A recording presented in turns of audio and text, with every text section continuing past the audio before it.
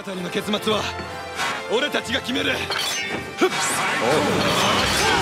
リアザイ。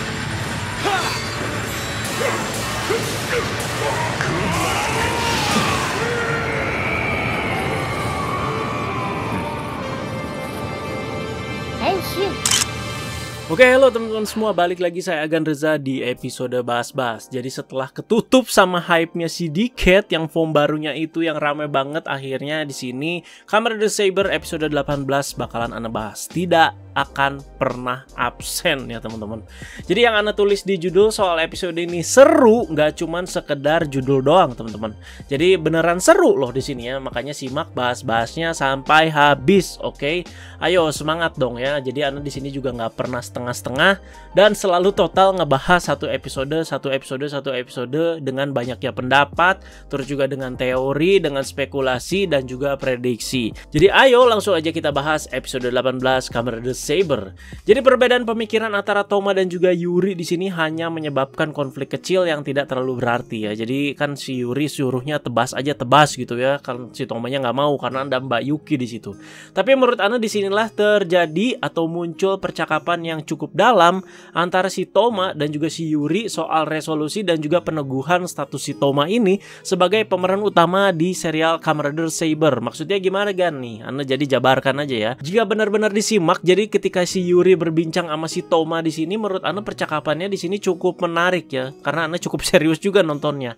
Toma yang mungkin untuk sebagian penonton belum terasa banget sebagai karakter utama di Saber ini, terbantu dengan pernyataan dan juga pertanyaan dari si Yuri. Pernyataan dan juga pertanyaan. Jadi kata-kata Yuri yang paling Ana suka itu adalah kamu udah dapat kekuatan besar dari si Avalon. Berarti kamu mau tidak mau sudah punya takdir untuk menyelamatkan dunia.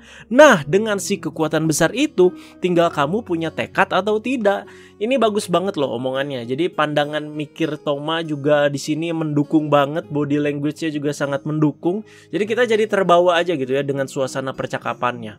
Dan muncul juga teori dan info baru jika kedua pedang suci pertama bertemu, jadi kekuatan besar itu akan terlahir. Jadi ini dalam artian Ankokuken Kurayami bertemu dengan si Kogoken Saiko. Kan itu adalah dua pedang pertama, pedang cahaya dan juga pedang kegelapan. Jadi di sini semua aja muncul kekuatan besar ya. Wonderite Book dikumpulin, muncul kekuatan besar. Pedang suci semua dikumpulin, muncul kekuatan besar juga. Arc 1 kan udah jelas banget ya, nanti bakal muncul kekuatan besar kata Storius ya.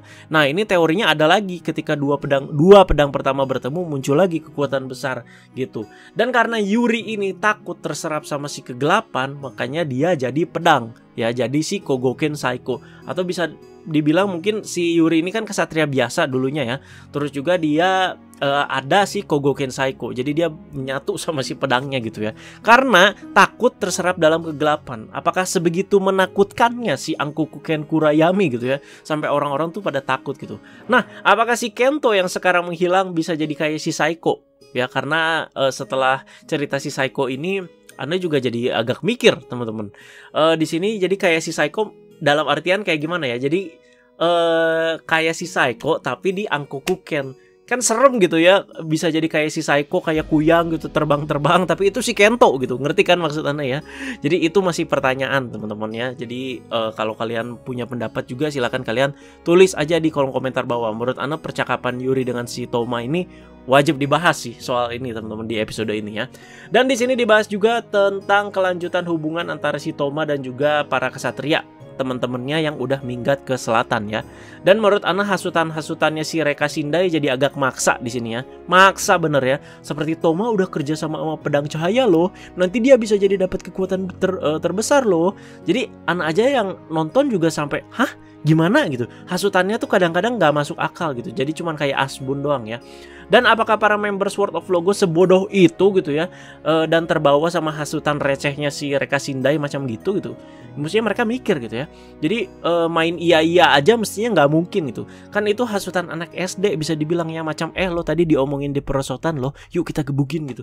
Ya itu hasutannya tuh sama kayak begini gitu ya. Nggak masuk akal gitu teori-teorinya ya. Jadi cuman kayak asbun doang seperti yang bilang tadi. Dan masa organisasi suci Sword of Logos nggak punya database juga gitu soal pedang cahaya yang pedang terkuat juga ya, si Kogoken Saiko atau si Yuri. Jadi at least mereka juga bisa research lah, ini si pedang cahaya ini masa sih gitu ya punya niatan buruk, apalagi sudah sama Toma gitu kan. Mestinya mereka juga mikir Pak di situ. Terutama Daishinji dan Om Buster yang lebih senior, masa tidak tahu menahu gitu ya soal si pedang cahaya ya. Jadi ketika Markas Selatan nyuruh nangkep ya iya aja gitu ya, terutama si Daishinji di episode ini. Dan seganggu-ganggunya si Mei-chan, Ane tahu teman-teman, sekarang pasti ada yang bikin kalian lebih kesel lagi, yaitu si Kenzan ya, si Ren Akamichi ya. Ini bener-bener nih orang nih tengil banget ya, dan panasan gak jelas gitu ya, macam bocah ya, emang bocah Pak ya. Jadi Ane juga masih mempertanyakan kenapa gitu orang seperti ini tuh bisa terpilih sama pedang suci. Pasti Ane jamin banyak yang sebel sama si Kenzan sekarang ya. Coba komen di bawah, Ane pengen tahu. Dan Ane cukup senang dengan kegalauan si Rintaro yang berujung dengan kemauan dia untuk ajak si Toma ini ngomong empat mata dulu. Nah ini dia kan, kalau yang si Kenzan kan panasan, main hajar aja, ayo kita hajar, dia udah berkhianat loh, bla bla bla. Rintaro ini masih bisa mikir, makanya terlihat dia itu galau mulu kan. Nah tapi sayang mungkin di sini ketika bertemu sama si Toma pendekatannya kurang mulus ya. Bukan salahin Megiddo-nya yang muncul di saat yang gak tepat, tapi di sini Ane salahin Rintaro. Pendekatan Rintaro di titik ini juga agak salah ya. Jadi Rintaro seperti nggak melihat dari dua sisi koin ketika Ane simak-simak percakapannya. Jadi pas ketemu Toma langsung di sini, Toma, organisasi itu nggak mungkin salah, nggak ada pengkhianat sebenarnya di Sword of Logos. Lo itu dibohongin lo sama si Kalibur, langsung ngegas gitu ya. Jadi yang menurut dia benar itu keluar semua duluan gitu ya. Kalau pendekatannya kan, Toma, coba lu ceritain dan omongin yang lu tahu semua kemarin sama Pak Kamijo. Gue dengerin deh baik-baik. Gue mendengarkan nih pokoknya. Jadi itu kan lebih enak gitu ya. Sayang aja gitu ya, padahal udah mau ngajak ngomong tapi pendekatannya salah di awal ya, udah ngasih tahu yang menurut dia benar ya. Tapi ini bisa jadi contoh juga teman-teman di kehidupan nyata, bagaimana kalian melakukan pendekatan sama orang-orang. Jadi dengerin dulu, kalau kalian ribut sama orang dengerin dulu gitu ya, ngobrol dulu baik-baik gitu loh. Nah pas lagi gini muncul Yuri yang agak bikin panas juga teman-teman ya, dengan bilang kalau organisasi Sword of Logos itu udah nggak ada keadilannya katanya. Yang salah itu lu pada, nggak ada keadilan Sword of Logos. Ya omongan ini sebenarnya emang ada bener ya, tapi cara ngomongnya kayak songong ngajak gelut gitu ya. Dan pas lagi gini juga muncul juga si Mbak Yuki yang masih jadi Yeti Megiddo ya. Dia lagi nyerang orang-orang lah biasa. Dan jelas si Rintaro sama Daishinji nggak pikir panjang ya, pokoknya langsung henshin, mau langsung nebas. Dan Toma sekali lagi hanya bisa Yamero, Yamero dengan Dragon Ignite-nya. Jadi emang sedih teman-teman ngelihatnya di sini, Dragon Ignite harus seperti ini 2 episode terakhir ya. Dan di sini Rintaro juga masih nggak percaya kalau Homo sapiens alias manusia biasa ini bisa jadi Megiddo ya. Dan di sini terjadi salah paham lah kenapa si Toma ini melindungi Megiddo-nya ya, karena kan itu masih si Mbak Yuki gitu ya. Jadi dianggapnya sama si Rintaro, loh si Toma sekarang memihak Megiddo juga setelah berkhianat gitu ya. Pokoknya makin runyam deh itu hubungan ya. Dan panasnya juga agak lucu nih si Rintaro ya. Dan selanjutnya di sini pengertian antara si Toma dan Yuri terjadi juga ya, karena pemikiran si Yuri ini yang masih ancient bisa dibilang, atau masih kuno gitu ya. Dia kan bisa dibilang kan udah hidup 1000 tahun gitu ya. Soal menyelamatkan dunia pokoknya di sini. Makanya Toma di sini janji untuk menyelamatkan dunia sekaligus isi-isinya ya. Jadi nggak cuman soal menyelamatkan dunia doang ya. Jadi yang diselamatkan itu selain dunia itu ada manusia, ada hal-hal di dalamnya dan lain-lain ya. Jadi nggak cuman dunianya doang. Dan lanjut lagi gelut akhirnya di sini ya, di akhir episode ini. Dan ternyata cara untuk menyelamatkan manusia yang sudah menjadi Megiddo dan mau hilang, setelah itu kan hilang terus bukunya udah komplit kan, adalah dengan menebas bukunya ketika prosesnya baru saja selesai, baru saja sangat selesai langsung keluar ditebas gitu ya. Kalian juga pastinya udah nonton kan ya. Dan maka Megiddo dan orang tersebut pun akan terpisah gitu ya. Jadi selesai nih, cut langsung tebas, jeret, kepisah langsung crot gitu. Kenapa harus cerot Pak ya? That's it lah pokoknya caranya ya. Cara ini ditemukan oleh pemikiran si Toma sendiri karena melihat seperti peragaan, bukan peragaan ya, ngelihat kayak panggangan roti loh. Panggangan roti ketika cetung langsung keluar 2 gitu kan, kayak gitu ya. Mungkin agak kurang nyambung gitu penggambarannya ya, tapi kira-kira seperti itulah. Nah, dan ini yang Ana tunggu-tunggu teman-teman ya. Yuri dan juga Toma di sini bekerja sama ya. Jadi di sini kita bisa lihat Dragonic Knight make 2 pedang yaitu Kaenken Reka dan juga Kogoken Saiko. Di sini mantap betul pokoknya. Saiko dah pokoknya. Jadi udah nggak Yamero lagi ya. Jadi di sini langsung imba dengan Dragonic Knight-nya. Jadi Yeti Megiddo juga bahkan si Regiel juga di sini dipukul balik sampai mundur ya. Oh boy, itu oke. gagal maning pokoknya ya. Ini sepertinya sudah jadi nasibnya para Megiddo ya, gagal maning lagi. Jadi Ana juga cukup terkesima juga dengan bayangannya si Saiko di sini. Ana hampir lupa bahas di sini. Jadi bayangan si Saiko menurut Ana top banget lah di episode ini ya. Jadi kalau kemarin di episode sebelumnya jujur Ana agak keganggu karena bayangannya itu dikasih efek-efek jadi blur-blur gitu kan. Kalau sekarang kan apa ya, nggak ada efeknya gitu ya. Jadi bener-bener kayak orang gitu, kayak sweet aktor gitu, tapi hitam semua kan. Nah, kalau kalian lihat di sini pergerakannya ini si Saiko Shadow ini bener-bener kayak apa ya? Bener-bener kayak si pedangnya yang ngendaliin bayangannya, ngerti nggak? Jadi bukan bayangannya yang ngendaliin si Saiko. Makanya kalau kalian lihat ketika si Shadow ini megang si Saiko ini kayak narik si Shadow-nya gitu ya. Jadi kayak si Shadow-nya ini ketarik sama si Saiko gitu. Gitu. Kayak ketarik teman-teman. Jadi bagus lah ini ya teman-temannya. Jadi unik gitu ya. Salut loh. Nah, jadi kesan sampahnya di si Shadow-nya ini dapat banget. Dan bener kan di sini ternyata di akhir Yuri telat ngasih tahu kalau dia emang jadi kunci bagaimana menyelamatkan si manusia yang udah jadi Megiddo. Ya, lagi-lagi prediksi Agan Reza betul kan teman-teman ya. Coba kalian nonton bahas-bahas Ana di episode sebelumnya dah.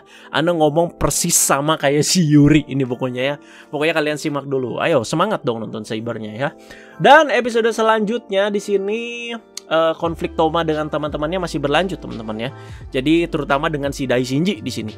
Jadi Ana juga cukup suka sih dengan Dai Shinji ya, walau agak keganggu dengan dia agak introvert gini-gini gitu ya.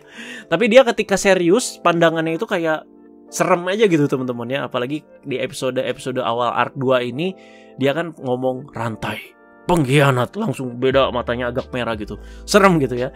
Dan konfliknya bakal terjadi sama teman-temannya lagi, terutama Dai Shinji ya di episode 19 berarti ya. Bagus deh, pokoknya nggak ada jualan-jualan dulu, pokoknya fokusin aja dulu ke story, kita nikmatin aja. Kalian juga ayo dong nonton Saber ya. Dan gimana ya teman-teman, ceritanya di sini jadi agak generik tapi tidak serumit-rumit sebelumnya gitu ya, tapi tetap menarik untuk diikuti. Jadi pokoknya enak dinikmati saat bener-bener kita tuh santai tanpa harus berpikir kritis gitu ya. Kalau Anda kan harus berpikir kritis pak, karena jadi konten harus dibahas gitu ya. Jadi pokoknya Anda juga nontonnya agak lempeng gitu gimana, tapi agak mikir juga, tapi tetap enak lah pokoknya ya. Apalagi kalian gitu ya yang tinggal nonton, tinggal santai, pasti juga menurut Anda masih enjoy lah ngikutin Saber ini gitu ya. Terima kasih banyak teman-teman. Pokoknya ditunggu pendapat dan komentar kalian seperti biasa untuk di setiap episode bahas-bahas, karena menurut Ana episode 18 ini seru. Jadi Ana juga tunggu komentar kalian semua di kolom komentar bawah ya. Jadi jangan ramai soal Decade doang ya. Saber ini jangan kita lupakan, masih ongoing juga, masih berjalan serialnya sampai saat ini ya. Oke, ditunggu untuk pembahasan episode 19 pastinya, dan juga konten-konten lainnya di channel Agan Reza, dan juga membership coming soon.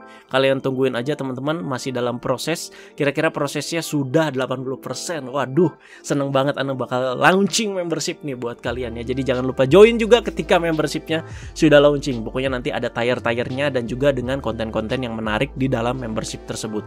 Oke teman-teman, terima kasih banyak teman-teman. Jangan lupa like, share, dan subscribe. Dan dari kata bye-bye guys.